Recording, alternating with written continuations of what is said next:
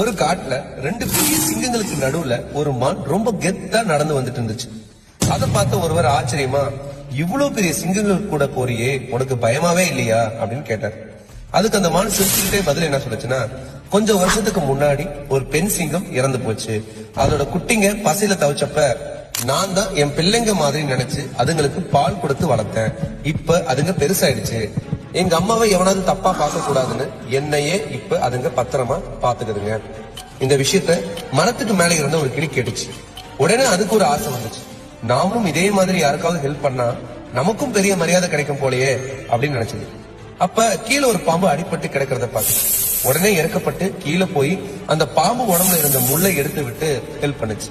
ஆனா அந்த பாம்பு கொஞ்சம் உடம்பு சரியான உடனே என்ன பண்ணுச்சுன்னு தெரியுமா? திரும்பின வேகத்துல உதவி பண்ண அந்த கிளியவே ஓங்கி ஒரு கொத்து.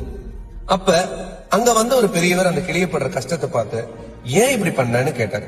கிளி அழுதுகிட்டே, மான் மாதிரி எனக்கு நல்ல பேரு கிடைக்கணும்னு நினைச்சுதான் பாம்புக்கு ஹெல்ப் பண்ணேன், ஆனா அது என்னையே கொத்திடுச்சு அப்படின்னு சொல்லுச்சு. அதுக்கு அந்த பெரியவர் ரொம்ப அழகான ஒரு விஷயத்த சொன்னார். உதவி பண்றதா இருந்தா சிங்கத்துக்கு பண்ண, அதுக்கு நன்றி உணர்வு இருக்கு. ஆனா விஷம் உள்ளவங்க கிட்ட போயிட்டு உதவி பண்ணா முடிவு இப்படிதான் இருக்கும். நம்ம உதவி மதிக்க தெரிஞ்சவங்களுக்கு தான் நம்ம உதவி பண்ணணும்.